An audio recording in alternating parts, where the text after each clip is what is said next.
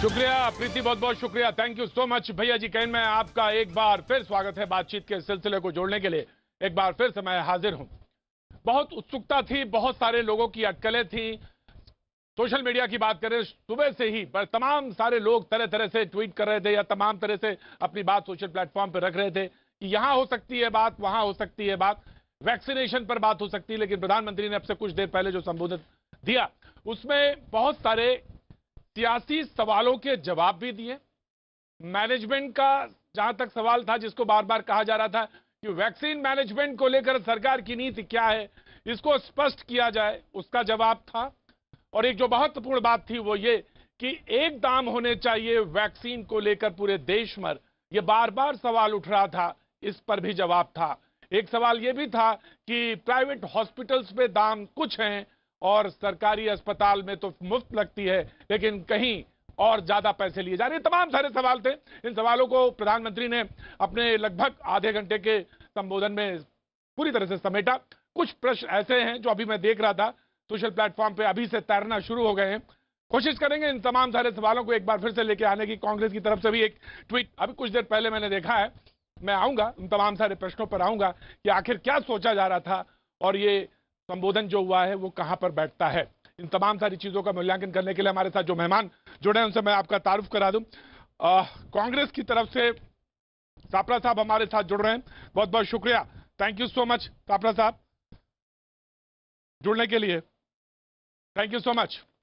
बातचीत के सिलसिले को आगे बढ़ाएंगे। रीना गुप्ता जुड़ रही हैं आम आदमी पार्टी से पक्ष रखने के लिए, थैंक यू सो मच, बहुत बहुत शुक्रिया रीना जी हमारे साथ जुड़ने के लिए एक बार, थैंक यू सो मच। विवेक श्रीवास्तव वाम पक्ष का पक्ष रखने के लिए हमारे साथ मौजूद हैं, थैंक यू सो मच, बहुत बहुत शुक्रिया विवेक जी आपका भी। और बीजेपी कुछ देर बाद हमारे साथ जुड़ेगी, उसका भी बहुत बहुत स्वागत है, thank you so much. Zafar Islam साहब हमारे साथ कुछ देर में मौजूद होंगे, बहुत बहुत शुक्रिया, थैंक यू सो मच। सबसे पहले मैं कांग्रेस के पास जाना चाहूंगा। बार बार ये कहा गया कि प्रधानमंत्री और बीजेपी को, तो खासतौर से प्रधानमंत्री के लिए कहा गया, ये बिल्कुल ठीक तरह से अगर मैं कोट करूं, कि कोरोना समझ में नहीं आता और वैक्सीन मैनेजमेंट के मामले में फेल है सरकार। दोनों का सवाल का जवाब दिया है। How you rate this? जी सापरा साहब।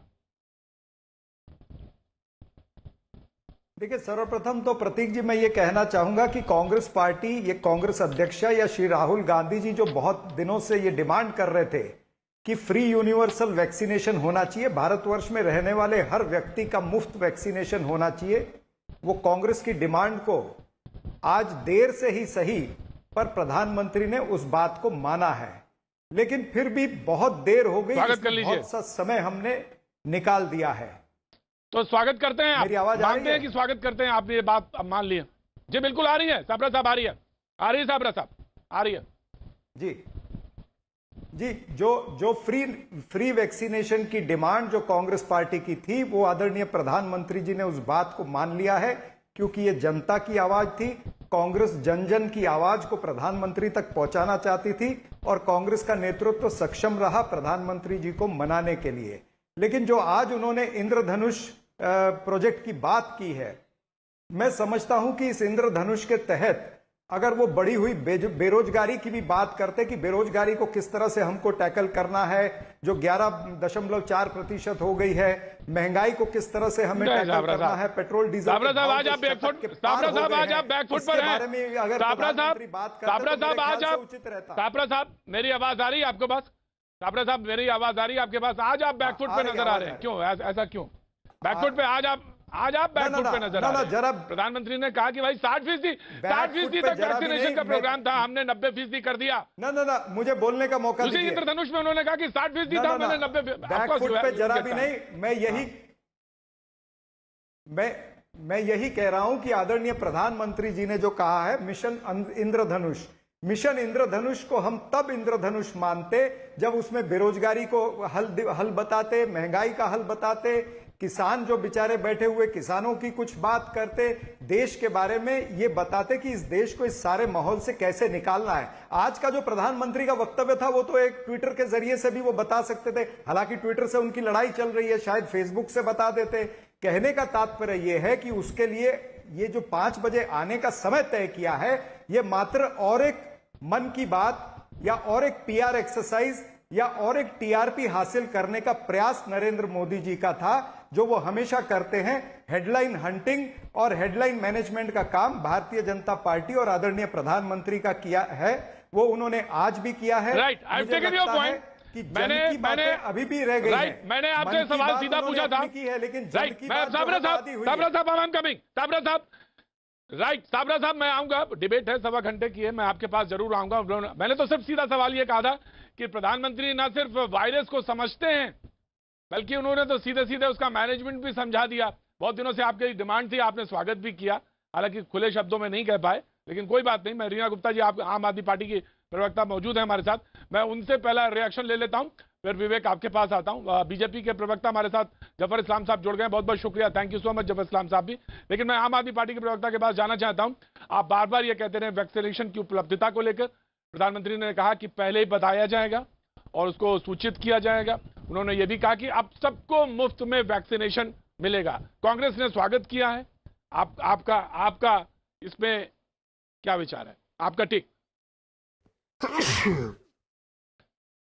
प्रधानमंत्री जी ने कहा है, ये इनको कम से कम 6 महीने पहले कह देना चाहिए।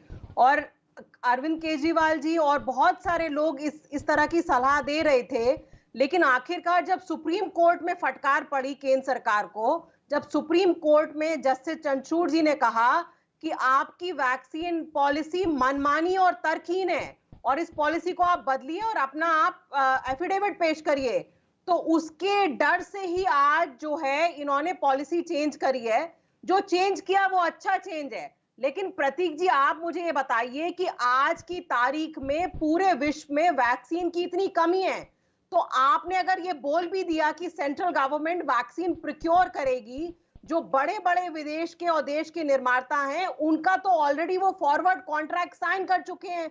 यूरोप ने, जापान ने 2023, 2024 तक के कॉन्ट्रैक्ट साइन कर दिए। तो आज की तारीख में अगर केंद्र सरकार जाती भी है अंतरराष्ट्रीय मार्केट में, तो वैक्सीन की उपलब्धता ही नहीं है। तो सो के आज ये अच्छा उठ के कदम लिया है, लेकिन बहुत देर हो चुकी है, अब तक वैक्सीन की उपलब्धता बहुत ही कम है। और जब जो कुछ सुझाव रीना जी मैं ये जरूर एक्सपेक्ट कर रहा था कि वो शायद एक वाक्य जरूर कहीं आएगा, हालांकि उसको टास्क फोर्स ने कहा है, मैं ये जरूर एक्सपेक्ट कर रहा था कि दिसंबर तक सबको वैक्सीनेशन मिल जाएगा। हालांकि सरकार के सरकारी प्लेटफॉर्म से ये बोला जा चुका है, लेकिन मैं एक्सपेक्ट कर रहा था इस बात को।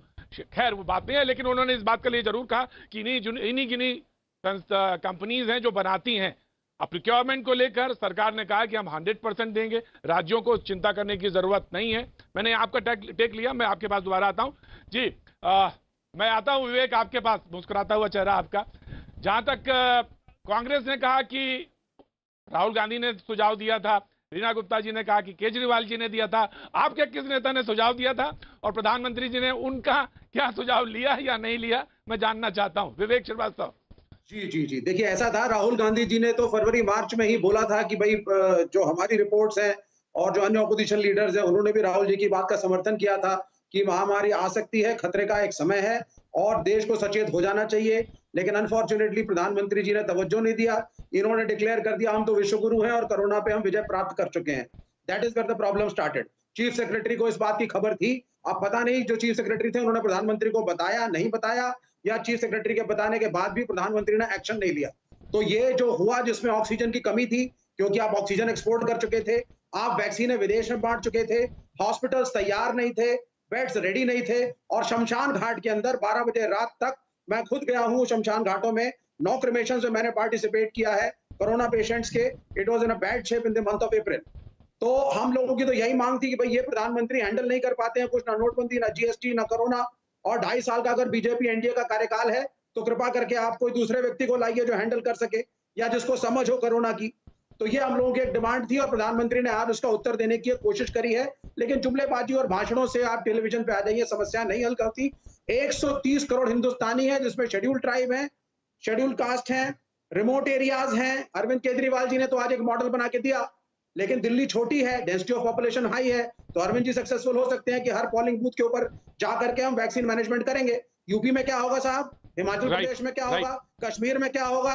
और दूसरी बात आप सुनिए, वैक्सीन की शॉर्टेज है, जिस रेट पे गवर्नमेंट ने डिक्लेयर किया है कि वो वैक्सीनेशन करेंगे, उसमें कांग्रेस से लेकर के सभी लोगों ने कैलकुलेट किया, अन्य चैनलों पे सब आ रहे हैं, तो ये फिगर आ रही है कि 3 साल 9 महीने से पहले 130 करोड़ हिंदुस्तानियों को ये सरकार जिस रेट पे प्रॉमिस कर रही है वैक्सीनेशन नहीं दे पाएगी। दूसरा, ये जो कोरोना की जो समस्या है, इसके अंदर देखिए वैक्सीनेशन मैं आता हूं विवेक, मैं आता हूं मैं डिबेट को आगे बढ़ाता हूं, ओपन करता हूं। मैंने आपका एक पॉइंट लिया, ओपन किया। जफर इस्लाम साहब, मैं आपकी तरफ मुखातिब होता, मैं जब आ रहा था तो मैंने ट्वीट देखा, ठीक 2 मिनट बाद ही ट्वीट था। जब देशवासी अपने को खो रहे थे तब भाजपा अपनी विफलता को छिपाने में व्यस्त थी। कांग्रेस का ट्वीट है, देश नहीं भूलेगा मां गंगा में तैरती लाशों को और रेत में दफन लाशों से छीनते कफन को। ये उनका ट्वीट है। हालांकि प्रधानमंत्री ने एक पूरा मैनेजमेंट समझाया, मुफ्त टीके से लेकर और उपलब्धता को लेकर और उसके तमाम अनाज के वितरण को लेकर दीपावली तक 21 जून से किस तरह से फ्री में टीका मिलेगा। लेकिन विपक्ष के आपने प्रतिक्रियाएं सुनी। उन्होंने कहा कि देर से आए, 6 महीने देर हुई है और क्रेडिट्स जो दिए हैं उन्होंने अपने अपने लीडर्स को दिए हैं। जी अरविंद जी, जबरदस्त। देखिए, बड़े अफसोस की बात है प्रतीक जी, धन्यवाद। मैं बड़े अफसोस के साथ कह रहे हैं, मैं कह रहा हूं बहुत अफसोस के साथ कि इस देश में कैसी ऑपोजिशन पार्टीज हैं कि कोई ऐसा मौका, अरे भाई आप राजनीति कीजिए, लेकिन राजनीति करिए ऐसे मुद्दे पे जिसमें लगे कि आप राजनीतिक मुद्दे हैं, लेकिन जिस मुद्दे पर आप राजनीति कर रहे हो उसको सिर्फ आपकी मुंह की खानी पड़ेगी। इसलिए कि देश की जनता तो देख रही है कि एक ऐसी चीज़ है जिसको पूरे दुनिया में, जिसके बारे में जो स्कैरसिटी चल रही है, इस देश को मुहैया कराने में आदरणीय प्रधानमंत्री जी ने जिस रात दिन के मेहनत से आज ये पॉसिबल हो पाया, वो देश की जनता देख रही है। मैं बार बार इस बात को कहता हूं और फिर से दोहरा रहा हूं प्रतीक जी कि आज इस महामारी की लड़ाई में पूरे देश की जनता एक साथ सरकार के साथ खड़ी है। और कौन नहीं खड़ा है, पूरी दुनिया खड़ी है हमारे देश के साथ, हमारे देश की सरकार के साथ, देश की जनता खड़ी है। लेकिन जफर इस्लाम साहब, बिल्कुल जफर इस्लाम साहब, बहुत स्पष्ट रूप से प्रधानमंत्री ने बोला। मैं अच्छा सॉरी बोलिए। तो मैं ये कह रहा हूं कि सिर्फ एक अपोजिशन ही है, और खास के कांग्रेस पार्टी जो है, जो प्रिंसिपल अपोजिशन पार्टी है, उसका काम एक ही है कि लोगों को भरम फैलाना। वैक्सीन में आपको मैं बता रहा हूं कि 58 ऐसे लीडर हैं और अनगिनत ट्वीट, जो नेगेटिव ट्वीट जो है 58 उनके लीडर और नेगेटिव ट्वीट सैकड़ों हजारों जो नेगेटिव ट्वीट कांग्रेस ने किए। ऐसे बहुत सारे जो है शिवसेना के लोगों ने और अरविंद केजरीवाल की पार्टी और लेफ्ट वालों ने इस तरह के ट्वीट किए, सिर्फ देश में हेजिटेंसी फैलाने के लिए। आज ये मुहैया है तो देश की जनता लगवाएगी। ये ऑपोजिशन पार्टी से मैं पूछता हूँ, क्या राहुल गांधी ने वैक्सीन लगाया? वैक्सीन तो अवेलेबल है। क्या चिदम्बरम ने वैक्सीन लगाया? क्या थरूर ने वैक्सीन लगाया? सोनिया गांधी ने लगाया? क्या प्रियंका वाड्रा ने लगाया? नहीं लगा। इनको राजनीति करनी है और देश इनके जो इतने गंदे और मुखौटे जो पहने हुए चाल जो है, उसको देश की जनता समझ रही है।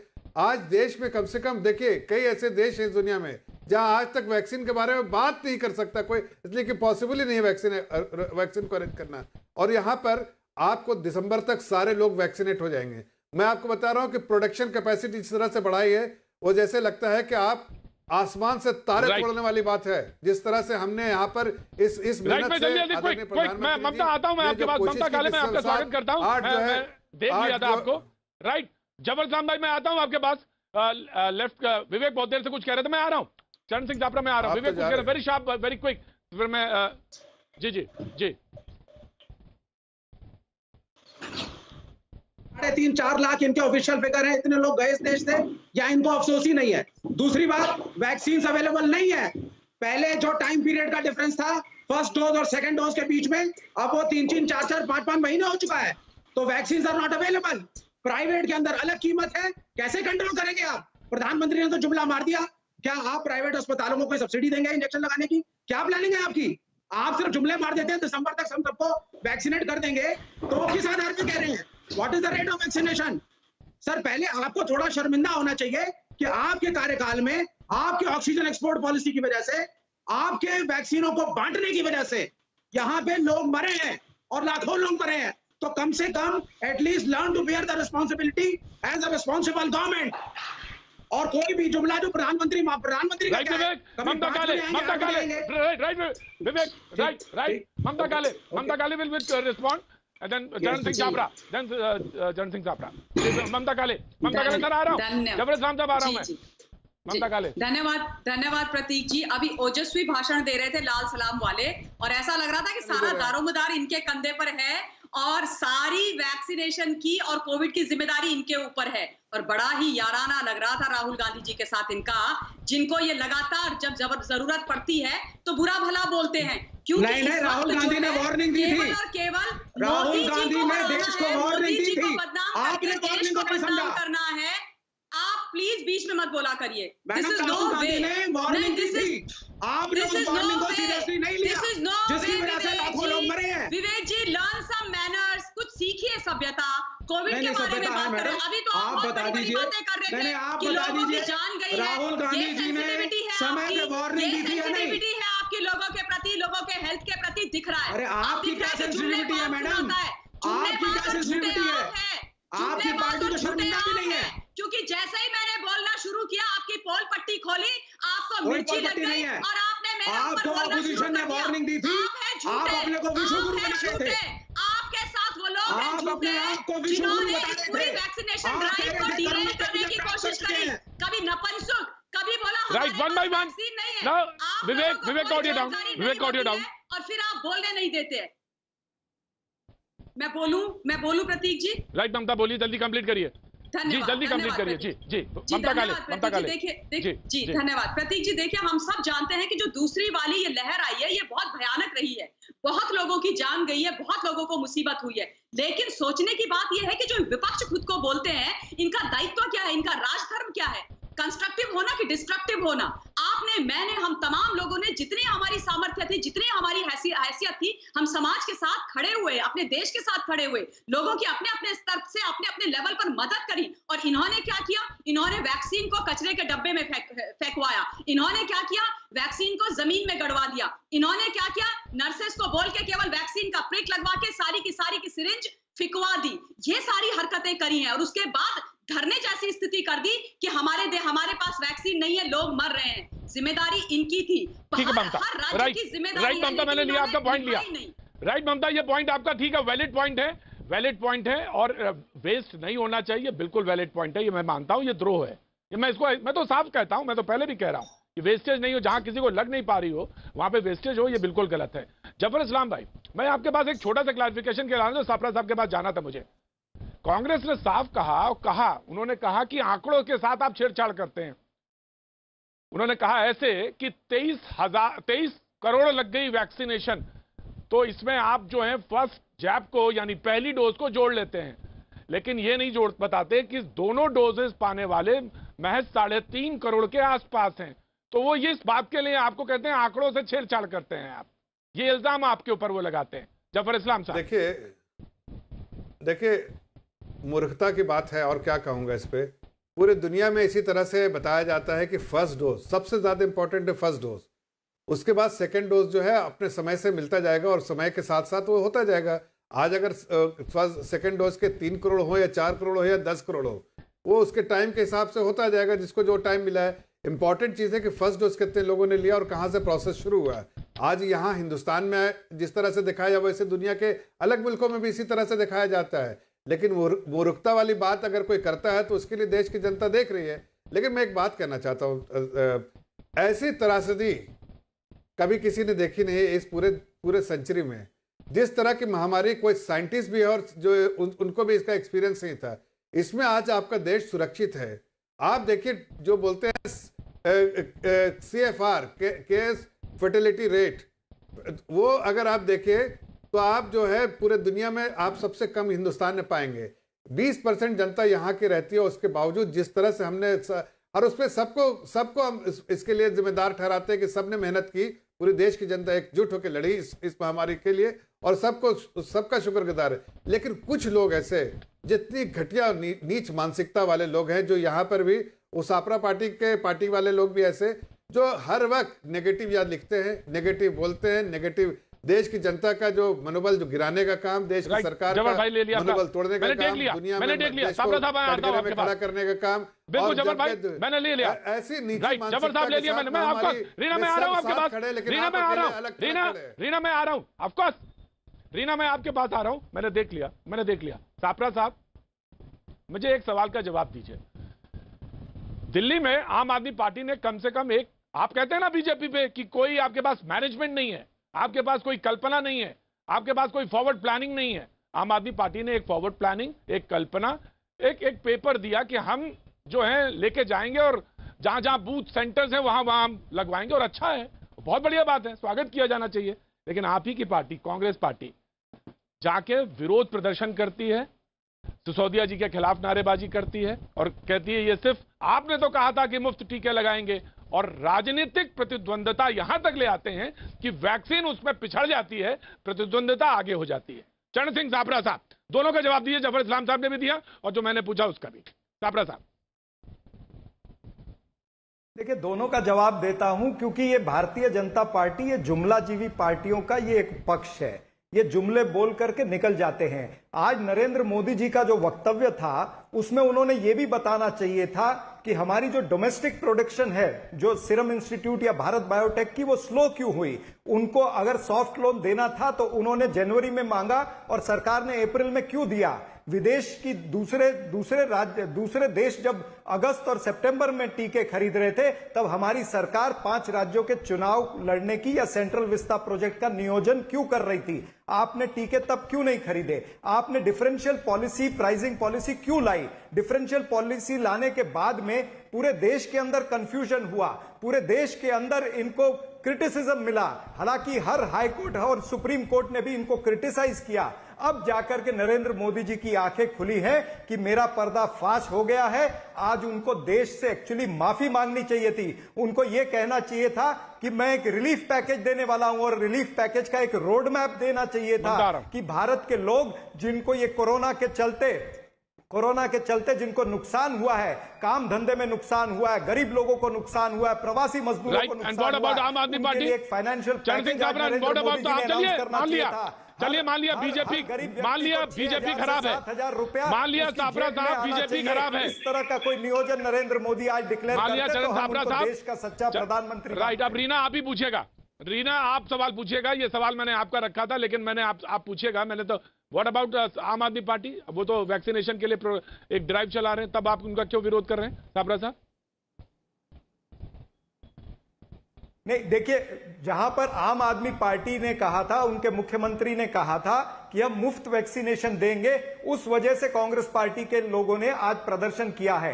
दिल्ली में जिस तरह से वैक्सीनेशन की किल्लत है तो निश्चित रूप से राज्य सरकार और केंद्र सरकार के खिलाफ प्रदर्शन होंगे। लोगों की मांग को लेकर के विपक्ष क्यों नहीं सड़कों पर आएगा। अगर मैं आ रहा हूं, दोनों का जवाब देंगे। काम नहीं करती है तो क्यों ना लोगों रीना आप जवाब देंगे। मैं ममता उनको राइट, ठीक है, ठीक रीना मैं आपके पास आ रहा हूं, मैं बिल्कुल आ रहा हूं। क्विक, ममता बहुत देर से हाथ उठा रही थी, ममता वेरी क्विक 10 सेकंड, फिर उसके बाद रीना के पास जाऊंगा। जी ममता, वेरी क्विक 10 सेकंड। एक्चुअली प्रतीक जी, अभी मैं सापरा साहब की बात सुन रही थी, बहुत बड़ी बड़ी बातें कर रहे थे, तो मैं इनसे ये कहना चाहती हूँ कि आप लोगों ने तो इस देश के अंदर इतने समय शासन किया और आज हमारी जो व्यवस्था है, जो हमारी स्थिति चरमरा रखी है, सारे हॉस्पिटल और जो मेडिकल व्यवस्था है, वो आप लोगों की देन है, आप लोगों की कृपा से है। अब 6 से 7 साल में कोई जादू की छड़ी नहीं घुमाई जा सकती, समय लगता है कुछ भी करने में और बहुत कुछ हो रहा है। जो व्यवस्था दिल्ली के अंदर है वो क्या आम आदमी पार्टी ने आके बनाई है क्या? जो दिल्ली के अंदर एम्स बने हैं या दूसरे अस्पताल बने हैं, लोकनायक हॉस्पिटल बना है, क्या ये अरविंद केजरीवाल ने आकर के बनाया है क्या? ये कांग्रेस पार्टी का 70 साल का जतन है जिसका पतन आप लोग कर रहे हो।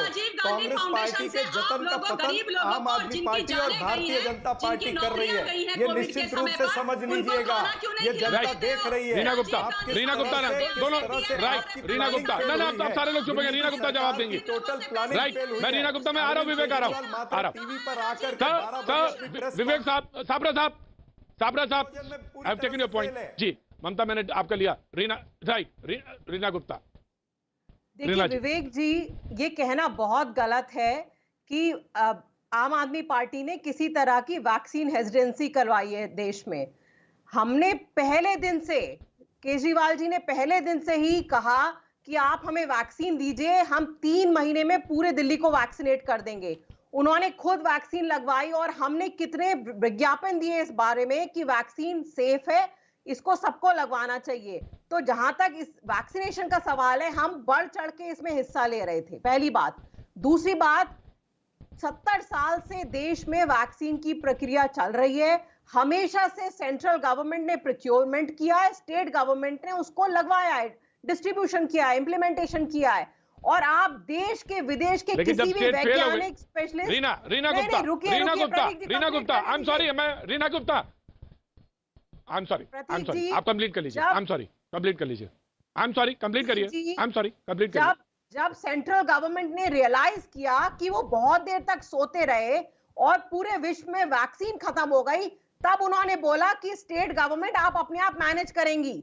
और 1 महीना 1.5 महीना इन्होंने वेस्ट करवाया। इनको पता था कि कोई ग्लोबल प्रोक्योरमेंट नहीं हो सकता, सबको पता था कि कोई भी विदेशी कंपनी स्टेट गवर्नमेंट के प्रोक्योरमेंट को ऑनर नहीं करेगी, फिर भी इन्होंने सबका टाइम जाया करवाया। और आज जब सुप्रीम कोर्ट ने फटकार लगवाई, सुप्रीम कोर्ट ने कहा आपकी वैक्सीन पॉलिसी मनमानी है, तर्कहीन है, तब जाके इन्होंने चेंज किया है। तो आज अगर हम किसी को धन्यवाद दें तो सुप्रीम कोर्ट को धन्यवाद देना चाहिए। राइट, सुप्रीम कोर्ट की फटकार देता हूं। और राज्य सरकारों ने जब, जी बिल्कुल दीजिए, जवाब दीजिए। देखिए,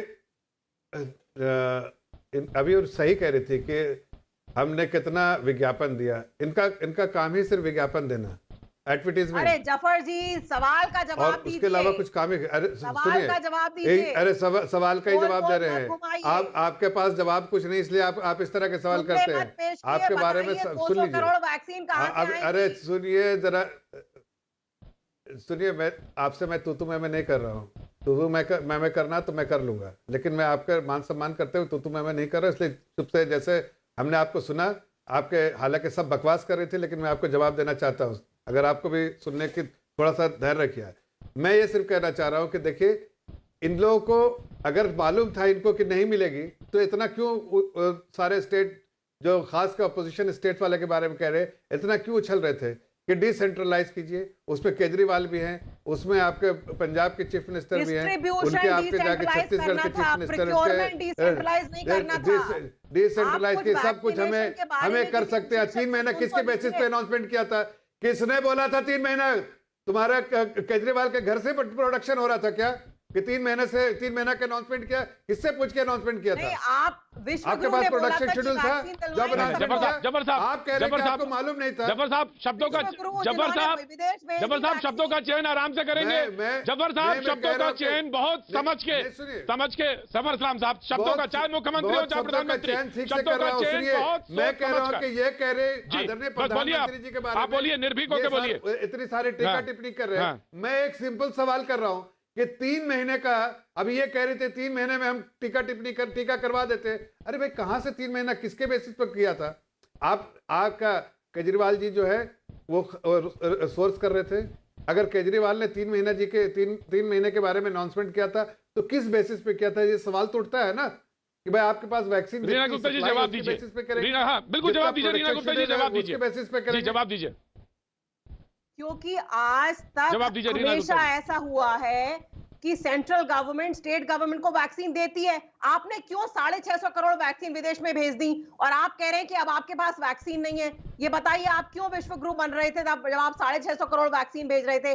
और आज की तारीख में भी प्रतीक जी, इन्होंने जो हमने कहा, सुप्रीम कोर्ट ने भी कहा कि आप कंपल्सरी लाइसेंसिंग यूज करिए, फॉर्मूला दीजिए और कंपनियों को। हैफकिन इंस्टीट्यूट के साथ आज तक MOU साइन नहीं किया। क्यों आप फॉर्मूला दबा के बैठे हुए हैं? क्या आपकी सांठगांठ है? क्यों आप फॉर्मूला और कंपनी को नहीं देते? बताइए, इस बात का जवाब दीजिए। हैफकिन इंस्टीट्यूट ने बोला है कि अभी तक मैं जबर भाई दे रहा हूं, जबर में आ रहा हूं। जबर साहब, ममता काले कुछ कर रही है। ममता काले, वेरी क्विक रिस्पांस, 10 सेकंड आपको, 10 सेकंड वो क्या ना जाए। प्रतीक जी, मैं आ रहा हूं, जबर दे दूंगा, मैं जबर साहब मैं दे दूंगा चांस। आप भाजपा के कितने प्रवक्ता आइए, कोई डिफेंड नहीं कर सकता अपने आप को। अरे बहना, थोड़ा शांत हो जाइए। ममता, ऑडियो डाउन। जफर इस्लाम, ममता काले, ऑडियो डाउन। रीना गुप्ता, हर आदमी की यहाँ पे इज्जत होती है और हर आदमी का मंच पे सम्मान है। चाहे मुख्यमंत्री केजरीवाल हो और चाहे प्रधानमंत्री मोदी जी हो और चाहे राहुल गांधी, मेरी डिबेट में कोई भी शख्स कोई कुछ कह के नहीं जा सकता, चाहे वो ममता काले हो और चाहे अरविंद केजरीवाल, सबका सम्मान है और सबका ईमान के साथ बोलने का हक है। तो आप ये तो कमेंट करिए नहीं कतई कि आप जितने बीजेपी के प्रवक्ता ले आए। मैंने अभी कुछ देर पहले क्या बोला था उस पर ध्यान रखिए और प्लीज लिसन। ममता काले जी, धन्यवाद प्रतीक जी। अब देखिए, जहां तक दिल्ली का सवाल है, दिल्ली में किस तरीके की और किस स्तर की राजनीति हुई है पूरे कोविड के समय पर, यह हमने नहीं पूरे विश्व ने देखा है। जब ऑक्सीजन की बात हुई थी, मैं याद दिला देना चाहती हूँ कि तब बोला गया था मुख्यमंत्री जी के द्वारा कि हमारे पास पर्याप्त ऑक्सीजन और बेड है। 24 घंटे के अंदर फिर वो स्टेटमेंट उन्होंने अपनी पलट दी और बोला कि हमारे पास कुछ नहीं है। सेम इन्होंने वही चीज उसके बाद रेमडेसिविर के लिए करी। रेमडेसिविर पर झूठ बोला गया कि हमें केवल 2500 दी गई है, जबकि जब गई बात कोर्ट में तो पता लगा कि केंद्र ने 52,000 दी गई। उनकी भी कालाबाजारी हुई जैसे ऑक्सीजन की हुई थी, सेम उसी प्रकार से। फिर वैक्सीनेशन की जब बात आई प्रतीक जी, यही बोला गया कि हमारे पास वैक्सीन नहीं है। और मुख्यमंत्री जी के जो पुरानी चीजें हैं, स्टेटमेंट है, वो आप निकाल लीजिए, जहां पर वो प्रधानमंत्री जी का आह्वान करते हुए पाए गए हैं कि डिसेंट्रलाइज कर दीजिए, हम केपेबल हैं, हम खरीदेंगे, हमें खरीदना है। ये बातें ऑन रिकॉर्ड हैं, आप क्यों झूठ बोलते हैं? ऐसा मत कीजिए, ये बहुत ही ज्यादा दुख की बात है। मुख्यमंत्री साहब आते हैं और बोलते हैं कि रीना गुप्ता जी रिस्पॉन्ड करेंगे। वक्त एक छोटे से ठीक है मैं आ रहा हूं। वक्त एक छोटे से ब्रेक का है। ठीक है, आपने अपना पॉइंट रखा। रीना गुप्ता जी को चांस मिलना चाहिए उसको रिस्पॉन्ड करने का। वक्त एक छोटे से ब्रेक का, ब्रेक के बाद मैं फिर हाजिर हूं। प्रदेश का प्राचीन शिव मंदिर, जूना अखाड़े से जुड़े 1 लाख से ज्यादा मंदिरों में से एक।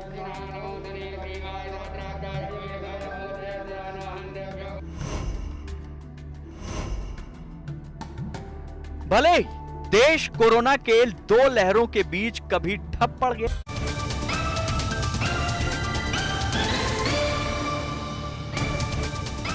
भैया जी कहीं में आपका एक बार फिर स्वागत है। बातचीत के सिलसिले को सीधे जोड़ेंगे। सापरा साहब के पास सीधे जाना चाहेंगे, उनके पास उनके लिए सवाल है। वैक्सीन को लेकर जब नीति बिल्कुल स्पष्ट हो गई है और कहा कि सबको मुफ्त। रीना जी मैं आ रहा हूं बिल्कुल। अच्छा, मैं सवाल बाद में पूछ लूंगा। रीना जी पहले जब आप कुछ कहना चाहती हैं, पहले रीना जी आप कुछ कह लीजिए, सवाल मैं बाद में पूछ लूंगा। जी रीना जी कह लीजिए। देखिए प्रतीक जी, जब अप्रैल के महीने में ये घोषणा की गई थी कि वैक्सीन नीति चेंज की जा रही है और अब स्टेट्स खुद अपना प्रोक्योरमेंट करेंगी, तो उस समय इसको मास्टर स्ट्रोक बोला गया था। आज जब ये वापस पॉलिसी चेंज की जा रही है कि क्योंकि ये पॉलिसी गलत थी और अब फिर से दोबारा सेंट्रल गवर्नमेंट प्रोक्योरमेंट करेंगी, तो फिर से मास्टर स्ट्रोक। मतलब विफलता को सफलता में बदलना तो कोई ये केंद्र सरकार से सीखे। मतलब मास्टर स्ट्रोक पे मास्टर स्ट्रोक, पहले गलती करिए, फिर सुप्रीम कोर्ट फटकार लगाता है तो उस गलती को चेंज करिए, और पहले वाला भी मास्टर स्ट्रोक हो गया, आज का भी मास्टर स्ट्रोक हो गया। हाँ, इसको वही कहेंगे, चित भी मेरी पट भी मेरी, दोनों स्थितियों में मेरी। अब मैंने आपके सवाल को आसान कर दिया। जी मैंने आपके सवाल को आसान कर दिया, बिल्कुल। जफर इस्लाम साहब इसका जवाब देंगे। मैं चरण सिंह सापरा साहब, मैं आपके पास आ रहा था और मैं बिल्कुल आपसे, वो जफर साहब जवाब देंगे बिल्कुल। सापरा साहब मैं आपसे सवाल पूछ रहा हूं, अब तो वैक्सीन पे सारी पॉलिटिक्स खत्म हो जानी चाहिए। अब तो कोई चीज रह नहीं गया, क्योंकि जब 100% वैक्सीनेशन केंद्र करा रहा है और उसमें भी साफ कर दिया है कि अगर कोई अस्पताल 150 रुपए से ज्यादा सर्विस चार्ज नहीं लेगा, मैक्सिमम प्राइस है उसका 150 रुपए ज्यादा लेगा। सरकार ने बिल्कुल मैनेजमेंट, जहां तक अपना वैक्सीनेशन मैनेजमेंट को लेकर क्लियर कर दिया। इसके आपने ओपनिंग रिमार्क में भी कह दिया। तो हम ये माने आज से कि वैक्सीनेशन की ड्राइव तेज होगी। सारे लोग ये ट्वीट करते हुए नजर आएंगे सोशल प्लेटफॉर्म पे, अपोजिशन से लेके सारे लोग, कि नहीं हमको वैक्सीनेशन करवाना है कैसे भी। हमने 100 आदमी को मोटिवेट किया, हमने, सापरा साहब कहें, हमने 100 आदमी को मोटिवेट करके वैक्सीनेशन के ड्राइव में लाए। हम ये करते हुए नजर आएंगे सापरा साहब? देखिए प्रतीक जी, निश्चित रूप से कांग्रेस पार्टी का हर नेता और हर कार्यकर्ता लोगों को प्रोत्साहित ही कर रहा है वैक्सीनेशन के लिए, लेकिन सवाल यह है कि टीके है कहां? टीके मिल नहीं रहे हैं, ये आज की वस्तु स्थिति है। प्रधानमंत्री ने कुछ चीज ऐलान कर दिया, उसका यह मतलब नहीं है कि कल से टीके जो है उसकी बारिश होने वाली है। यहां पर सवाल ये बनता है कि आपकी टीकाकरण पॉलिसी में कहीं ना उन्होंने कहीं कहा कि 7 गलतियां थी, कंपनियां, इसलिए चरण आपने सिंह उसको साबरा, दुरुस्त किया। उन्होंने कहा कि 7 कंपनियां हैं। लेकिन दुरुस्त करने में आपने 1.5 महीना लगाया। मैं आपके बीच में नहीं बोल रहा था, शांत रहिए, मैं आपके बीच में नहीं बोल रहा था। आपने इस टीकाकरण पॉलिसी को दुरुस्त करने के लिए 1.5 महीना लगाया। 6.5 करोड़ वैक्सीन आपने विदेश में भेज दिए। अगर यह ना होता तो आज जो आप 23 करोड़ क्लेम कर रहे, कम से कम 33 करोड़ टीके भारतवासियों को लग गए होते। जो 10 करोड़ टीके भारतवासियों को कम लगे हैं, उसकी जवाबदारी नरेंद्र मोदी स्वीकारेंगे क्या? इसका जीता जागता गवर्नमेंट का सबूत है कि आप कहते हो कि अप्रैल में हमारे 28,60,000 टीके लगे हैं और मई के अंदर कितने लगे? 16 लाख टीके। तो ये जो अंतर आपको दिख रहा प्रतीक जी, इस अंतर की जवाबदारी नरेंद्र मोदी को, भारतीय जनता पार्टी को लेनी पड़ेगी। जो लोगों की मौतें हुई हैं वो शायद मौतें नहीं होती, लोगों को जो परेशानी हुई है शायद वो परेशानी नहीं होती। ये वस्तु स्थिति है। मेरे जवाब देने दीजिए जरा सा। मानना पड़ेगा, देश से माफी मांगनी पड़ेगी। जबर साहब जवाब देंगे। पहले आपने वैक्सीनेशन पॉलिसी आपकी गलत थी। हाँ, मैं समझ गया। पॉलिसी को आपने दुरुस्त किया मैं है। बिल्कुल स्क्रीन पे, मैं कहूंगा स्क्रीन पे, चैनल पर आ गए हो। मैं बिल्कुल स्क्रीन पे जफर साहब को लाया जाए, सापरा साहब को लाया जाए। बिल्कुल मैं समझ गया आपकी बात, मैं बिल्कुल समझ गया आपकी बात। जफर साहब, सापरा साहब का सीधा मत ये है जफर इस्लाम साहब। पहले तो रीना गुप्ता जी का जवाब दीजिएगा जफर इस्लाम साहब। रीना गुप्ता ने बिल्कुल सीधा सवाल आपसे पूछा था, आम आदमी पार्टी ने, वो जवाब दीजिएगा। और सापरा साहब ने कहा कि भाई वो तो सब ठीक है, 1.5 महीने की देरी हुई है, प्रधानमंत्री माफी मांगे। क्योंकि ट्वीट नेशनल कांग्रेस की तरफ से जो मैं देख रहा हूं, माफी मांगे माफी मांगे माफी मांगे, तो मुझे नहीं समझ में आएगी पॉलिटिक्स। ये तो मुझे नहीं लगता खत्म होने वाली। जबर इस्लाम साहब। देखिए प्रतीक जी, मैं बड़े साफ लफ्जों में कह रहा हूं कि इस पूरे देश में जितने नेगेटिव कमेंट्स आए हैं उसको सबसे निकाल दीजिए। वैक्सीन के प्रति जो नेगेटिव कमेंट्स आए तो आपको दिख जाएगा कि किस पार्टी के मुखियाओं ने, बड़े बड़े लीडर ने नेगेटिव कमेंट्स किए हैं। उसमें मैं आपको कहता हूं 58 ऐसे लीडर्स हैं कांग्रेस पार्टी के जिन्होंने आपको हेजिटेंसी वैक्सीन के बाद फैलाने में जो है सबसे ज्यादा प्रमुखता से रोल अपने अदा किया है। की बात करते हो तो बाबा रामदेव की भी बात करिए। अरे बाबा रामदेव ने ये प्रतीक जी, आपने बोला चुप रहने के लिए, मैं चुप रहे, एक वर्ड नहीं बीच में बोला। इनको जरा समझाइए सब जरा सा। एलोपैथी उसके बाद पर क्या क्या कहा? अरे भैया, अरे सुनिए, बड़ी है। अरे भाई दारा सिंह जरा चुप रहो ना, क्यों थोड़ा इतना क्या आप बोलने से दारा सिंह नहीं बन जाते? सरदार जी थोड़ा चुप रहिए, सुन लीजिए पहले। ना मैं बोल रहा हूँ ना, यही बता रहा हूँ कि जरा बाबा राम, हिम्मत है तो बाबा रामदेव की हेजिटेंसी पे बोलिए ना। अरे लाला मैं सब पे बोल रहा हूँ, उन्होंने आप पिछले सुनिए एक तो हफ्ते सही। क्या किया है? अरे भाई सुनिए, नहीं, लाला रामदेव पे बोलिए कि उन्होंने प्रतीक जी मैं बोलूं या फिर आप मत बोलिएगा बीच में, टोके आपके बात को मान के। अंग्रेजी का शब्द मिल गया। ये चुप रहने की इनकी आदत नहीं है। इनको अगर इनके बारे में कुछ बताए तो इनको बड़ी परेशानी होने लगती है। बोलिए परेशान मत होइए। मैं सिर्फ इतना कह रहा हूँ बोलिए कि सब, अरे काहे का परेशान, आपको परेशान लोगों को तो अभी आप देखिए, अभी आप कोई मुद्दा नहीं रहा। वैक्सीन फ्री दे दो, वैक्सीन फ्री दे दो, वैक्सीन फ्री दे दो, नारा लगाते थे, अब फ्री मिल गया तो आप सोच रहे क्या मुद्दा निकाले? मुद्दाहीन पार्टी। सुनो, सुन लीजिए, देश की जनता से राहुल गांधी को माफी मांगनी पड़ेगी, केजरीवाल को माफी मांगनी पड़ेगी। आप दोनों का जो ABCDEF जो फॉर्मूला है ना, उसमें आप दोनों, आपका कद बड़ा हो जाएगा। अब चरण सिंह सुन लो, तो चरण सिंह सुन लो, जवाब देने दीजिए। मैं तुम्हें नहीं बोलने दूंगा। जवाब देने दीजिए। जबर इस्लाम साहब जवाब देंगे। जबर साहब जवाब देंगे। ना सापरा साहब प्लीज लिसन। विवेक आ रहा हूं, I am coming. Vivek please wait. Sapra साहब जवाब देंगे। सापरा साहब जब प्लीज वेट। जबर इस्लाम साहब प्लीज रिप्लाई करिए। रीना गुप्ता जी ने बहुत सीधा सवाल पूछा। आपसे पहले बोल रहा हूं, आपसे प्रतीक जी, पहले आपसे आग्रह पूर्वक कह रहा हूं कि मेरा आवाज डाउन मत कीजिएगा, इसलिए कि मैं अब चुप रहने वाला नहीं। बहुत बात मान ली आपकी मैंने, प्रतीक जी, बहुत सम्मान करते हुए मैंने सबका सुना बात। अब ये मैं बोलता हूँ कि इनको भाषण तो सभी डर के सापरा साहब प्लीज, सापरा साहब सुन लीजिए। सापरा साहब सुन लेते, आवाज कौन डाउन कर सकता है? अरे बोल ले, चलो बोल लो, चलो बोलो, बोलो। अरे अतनी बौखलाहट के बोल ले, चलो उसके बाद बोल लेंगे। प्रतीक जी बोलने दीजिए इसको बोलने दीजिए, बोल लेने के बाद मैं बोलूंगा। मैं दोनों को नहीं आ रहा इतना, मैं दोनों को रोकता हूं। मैंने बहुत साफ कहा। बोलो, चलो बोलो, मैंने दोनों साफ कहा, बोलना है उसके बाद मैंने दोनों को साफ कहा। नहीं साबरा साहब, मैंने बिल्कुल अरे प्रोग्राम मैं में कह रहा बिल्कुल हूं कि साहब का मैं मैं, मेरी बात और ये खत्म होने यकीनन बाद बहुत मैंने यकीनन पूछी मैं आपकी कहता बात। हूँ, आप बहुत सुनिए ईमानदारी के साथ भाई, मैं कहता हूँ चुप हूं, ये कि बोले तो मैं सही। सारे लोगों का बेहद सम्मान करता हूँ, बेहद सम्मान करता हूँ, और सम्मान के साथ ही डिबेट में सबको बराबर का प्लेटफॉर्म पे रखता हूँ। जबर इस्लाम साहब please respond, then Vivek I am coming. भाई बोले तो जबर सही। इस्लाम साहब प्लीज रिस्पॉन्ड। ये तो भूल गए, क्या देखिए, बोलना मैं- था शायद भूल गए। अरे ये आदमी नहीं, पैजामा छाप आदमी है। किसको समझ में नहीं आ रहा कि चुप रहने को मतलब क्या होता है, कि बोलना ये मत। देखो। चुप रहने का मतलब अब बोलना देखो। नहीं होता भैया, सुन लो। अब जरा देखो, अब ये- आप अगर अब ये समझ इस में नहीं तरह आ रहा की तो बातें पूछ लो, हमको नहीं करेंगे, बोल, हम तो नहीं उसका बोले। उत्तर, तुम्हें प्रत्युत्तर मुझे भी तो तुम्हें भूल देना गए, तुम्हें पड़ेगा क्या ना। बोला जा रहा है, जरा सुन लीजिए। अरे तो उत्तर दे रहे हैं ना। लोग आपका बाबा पैजामा क्यों रहे हो? करने को तैयार हो बीच में गए। क्यों? साहब, मैं माफी मांगता हूं भारतीय आपसे। जनता पार्टी के नेता जरा सड़कों साबरा पे साहब, मैं आइए। माफी मांगता हूं लोग आपसे। आपकी प्लीज, पतलून आपके साबरा साहब, पैजामे नहीं प्लीज, उतारे तो प्लीज। मेरा नाम अरे बदल तो देना। तुम हम नहीं, सुन नहीं, लीजिए। आप पैजामे नहीं, साबरा चुराइए, साहब, साबरा नहीं, जी। साबरा साहब। जरा सड़कों पे साबरा आइए। जी। ये टीवी चैनल अरे पर साबरा जी, बैठ सुनो, करके काम की कैमरे बात के सुनो सामने यार। बड़ी बड़ी बातें कर रहे हो। बाहर आइए। नरेंद्र मोदी जी ने कहा था कि कैमरे मैं से गली तो के क्या, चौराहे पर आऊंगा। तुम्हारे आज तक चौराहे पर आए क्या? 2016 के बाद में 2021 आ गया, चौराहे पर तो आए जरा। और आप आ जाइए अगर नरेंद्र मोदी नहीं आते तो। साबरा साहब का ऑडियो डाउन, आपके साबरा पैजामे साहब का ऑडियो डाउन, साबरा साहब का audio down. I am sorry Sabra साहब, I am very sorry Sabra साहब, very sorry, very sorry. No please respond Zafar Islam, please. देखिए प्रतीक जी, आप बार बार प्रतीक जी आग्रह कर रहे हैं सबसे कि मान सम्मान के साथ डिबेट करो, मैं उसका लिहाज रख रहा हूं। लेकिन सापरा जी जो है वो नॉन स्टॉप बोले जा रहे हैं और बेतुकी बातें कह रहे हैं। मैं उस बेतुकी बातों का जवाब नहीं दे सकता, लेकिन मैं सिर्फ कह रहा हूं ये भौंकने दीजिए। देखिए अभी चुप, आवाज उनकी रोक भी तब भी भौंक रहे हैं। लेकिन मैं इनसे इतना कहना चाहता हूं कि देखिए आपकी बातें थी, आपके मुखिया का ट्वीट देखिए। अगर आप ट्वीट देखने के इच्छुक है तो जाके देख लीजिए, उस पर आपको समझ में आएगा कि आपके मुखिया दोनों मांगते थे फ्री वैक्सीन, फ्री वैक्सीन। आदरणीय प्रधानमंत्री जी ने पूरे देश की जनता को फ्री वैक्सीन दिया है, पहले भी दे रहे थे।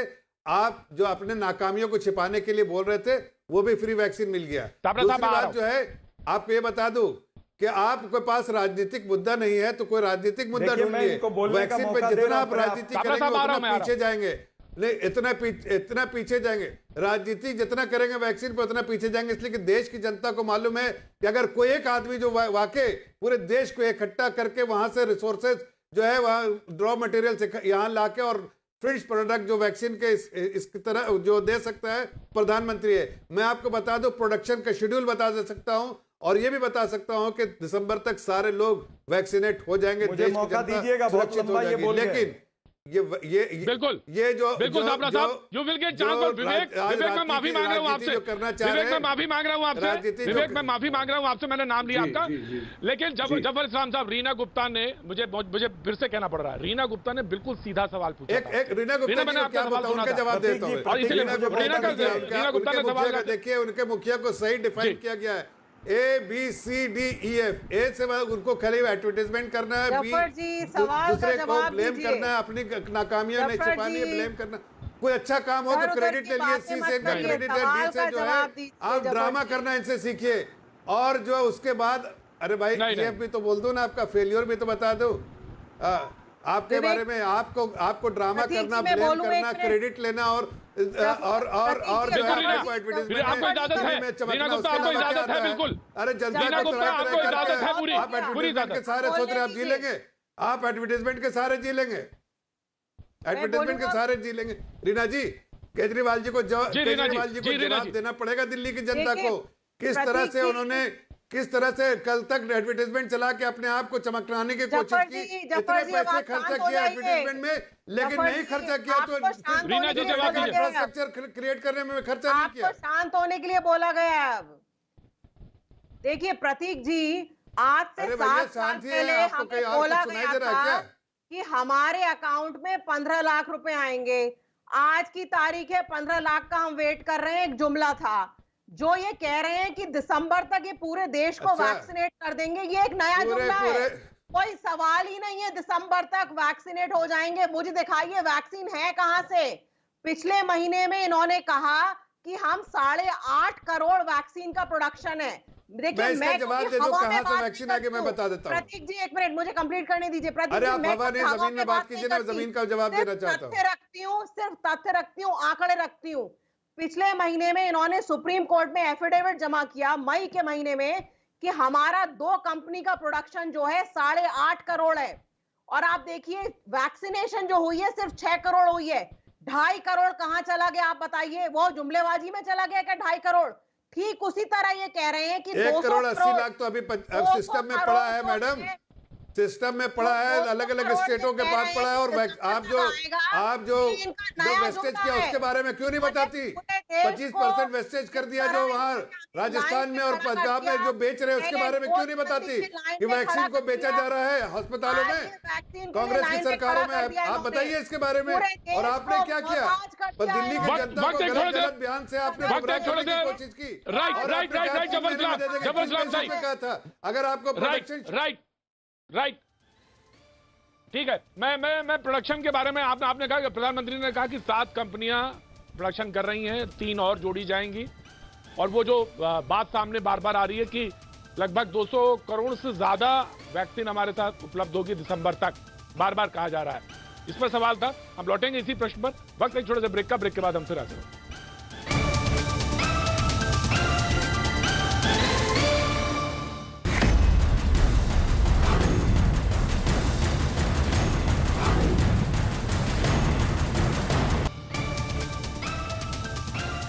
भैया जी कहने में आपका एक बार फिर स्वागत है। बातचीत के सिलसिले को जोड़ने के लिए एक बार फिर से मैं हाजिर हूं। प्रधानमंत्री ने अपने भाषण में, संबोधन में एक बात कही कि नियत और निरंतर प्रयास से नतीजे हासिल होते हैं। उन्होंने एक बात ये कही कि जो वैक्सीनेशन का प्रोग्राम था देश में, वो सिर्फ 60% कवर था। 2014 से पहले का वो आंकड़ा दे रहे थे। उसके बाद जब आए तो वो लगभग 60% तक हो गया, 90% तक हो गया। उन्होंने कहा कि 100% तक हासिल करने का उनका लक्ष्य था, लेकिन कोरोना आ गया इसलिए नहीं हो पाया। ये इशारा विपक्षी पार्टियों की तरफ है। मैं विवेक आपके पास आना चाहता हूं, लेकिन मुझे नहीं मालूम कि ऑडियो आपसे लिंक्ड है या नहीं है। कोशिश करते हैं, देखते हैं जी।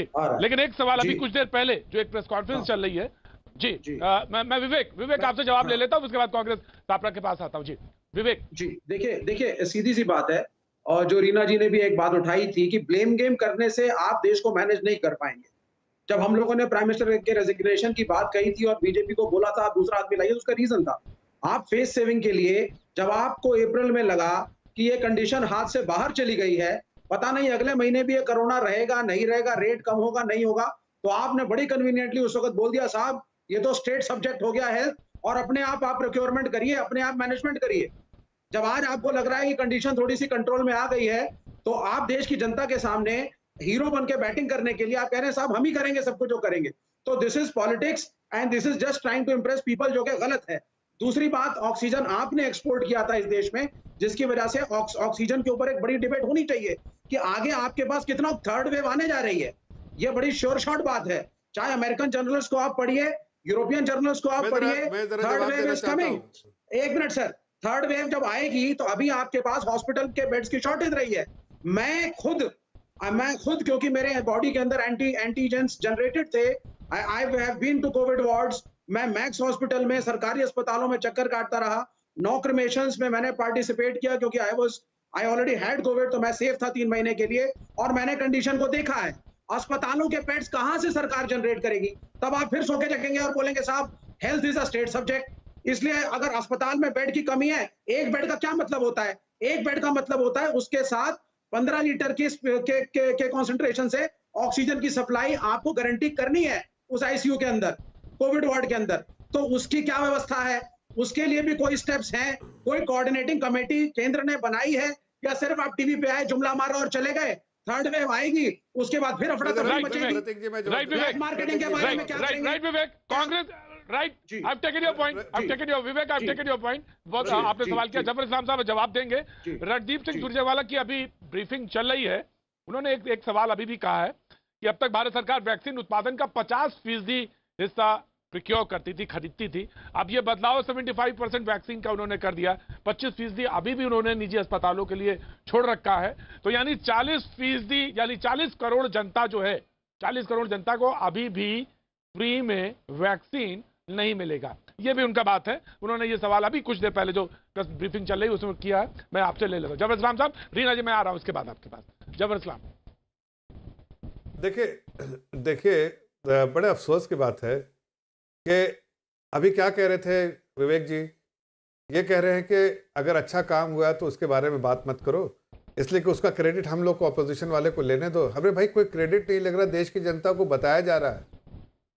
आपको क्रेडिट, आपको लगता है देश में सिर्फ अफरा तफरी का आलम रहे और देश में परेशानी रहे, देश के लोग परेशान रहे तो हमारी राजनीति चमकेंगे। ऐसी मानसिकता खत्म कीजिए।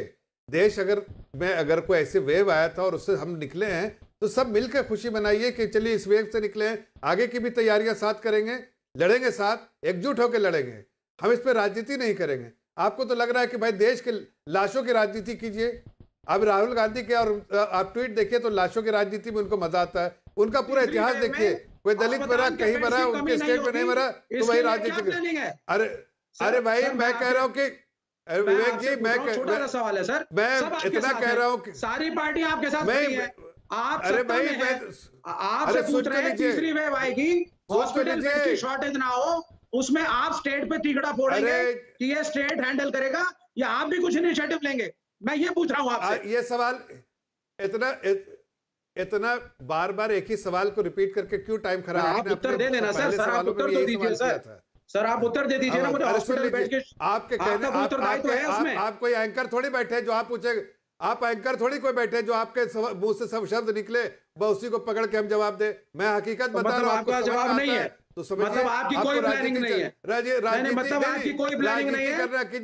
हॉस्पिटल बेड्स को लेकर के अभी भी कोई प्लानिंग नहीं है आपकी। मैं कह रहा हूँ कि अभी आपको राजनीति करना करिए। हम देश की मैं राजनीति नहीं कर रहा, मैंने आपसे पूछा है करेंगे। हॉस्पिटल जो भी इंफ्रास्ट्रक्चर डेवलप करना है, जो भी इंफ्रास्ट्रक्चर, आपने कहा चक्कर मारते रहोगे, कुछ सेवा नहीं करोगे। आपको चाहिए चक्कर मार के जैसे बोलते हैं क्या, आप जो चील की आंखें रहती हैं कुछ इस तरह की देखने वाली, आंखें आपकी कुछ गलतियां देखने के लिए, लेकिन आप चाइना के गोद में बैठने वाले लोग, आप कम से कम देश के बारे में अच्छी चीजें बात करें। जबर साहब ले मैं आ रहा हूँ, रीना मैं आ रहा हूँ। छापरा साहब, मैंने वो सवाल जो पूछा था बहुत महत्वपूर्ण था और बड़ा महत्वपूर्ण सवाल था कि अब हम पॉलिटिक्स से निकलेंगे बाहर। जबर साहब जिसकी तरफ कह रहे थे हम पॉलिटिक्स से बाहर निकलेंगे और हम इस तरफ आगे बढ़ेंगे कि वैक्सीनेशन के ड्राइव को आगे बढ़ाएंगे। प्रोक्योरमेंट का एक सवाल था, जरूर पूछा था, रीना ने सवाल पूछा था कहां से आएगा, आप उसमें ऐड करना चाहें? अभी सुरजेवाला जी की प्रेस कॉन्फ्रेंस चल रही है तो उसका कोई हिस्सा जोड़ना चाहे तो जोड़िए, उसके बाद मैं आगे बढ़ता हूं। जी वेरी क्विक छापरा साहब। देखिए मैं यही कहना चाहता हूं कि प्रधानमंत्री जी का जो आज वक्तव्य था वो अपने मुंह मियां मिट्ठू इस तरह का था। अब इन्हीं के आंकड़ों पर मैं जाता हूं। इन्होंने कहा है कि 216 करोड़ वैक्सीन जो है वो दिसंबर तक ये लगाएंगे। आज तक 23 करोड़ ये लगा चुके हैं। अगर 23 करोड़ उसमें से माइनस भी किया जाए तो कम से कम 195-96 करोड़ वैक्सीन अभी लगने बाकी हैं।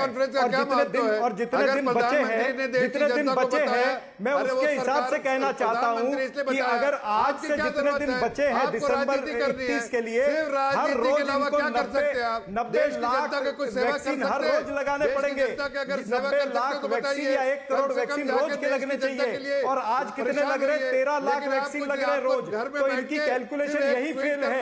ये जुमलाजीवी सरकार है, ये झूठ बोलने वाली सरकार है, भारत की झूठी पार्टी है बीजेपी, जिस तरह से लोगों को गुमराह किया है। इसलिए मैंने ये कहा कि इनके आंकड़े जो है, इनके आंकड़ों से ही मैं इनको डिफीट करता हूं। आंकड़ा ठीक है, चरण सिंह छापरा साहब आपका आंकड़ा आपने ठीक कहा, पॉइंट आउट किया। चरण सिंह छापरा साहब आपने आंकड़ा पॉइंट आउट किया, राइट? चरण सिंह छापरा साहब आपने आंकड़ा ठीक पॉइंट आउट किया। सुन तो लीजिए, चरण सिंह छापरा साहब आपने पॉइंट आउट किया, ठीक किया। 216 करोड़ से माइनस 23 करोड़ कर दीजिए तो वो 190 करोड़ आता है। तो 190 करोड़ का क्या मैथमेटिक्स है, क्या इक्वेशंस है, वो समझाई जानी चाहिए। आपने आंकड़ा रखा, बिल्कुल ठीक। मैं आ रहा हूँ, रीना गुप्ता को पहले रिस्पॉन्ड करने दीजिए। मैं आ रहा हूँ चरण सिंह छापरा मैं आ रहा हूँ, रीना गुप्ता को रिस्पॉन्ड करने दीजिए। रीना गुप्ता।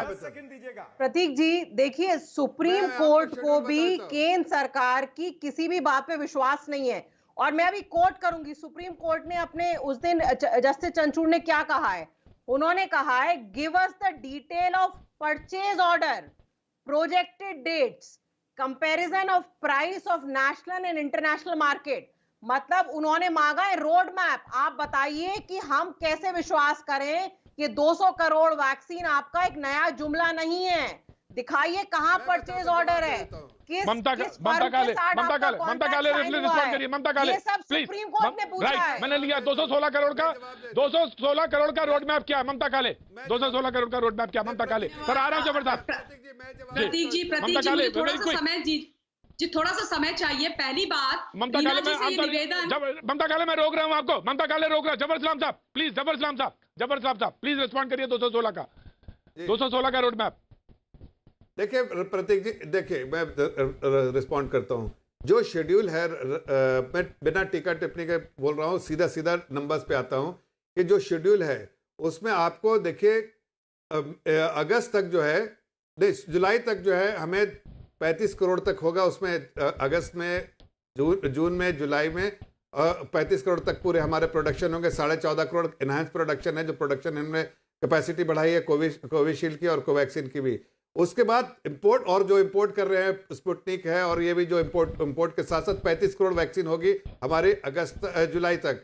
अगस्त से जो है शेड्यूल जो बढ़ेगा, उसके बाद अगस्त में जो है 30 से 30.3 से 35.3 जो है वैक्सीन। 5 करोड़ का हम इसलिए कम बता रहे हैं, बीच में बता रहे हैं इसलिए कि अभी जो की जा रही है वो उस सारे उसमें से उसमें एक मिनट 10 सेकंड और लूंगा। कोविशील्ड, राइट जबर साहब, चर्चा जारी रहेगी, लेकिन आज अभी बस सिर्फ इतना। कल फिर होगी मुलाकात, बने रहिए।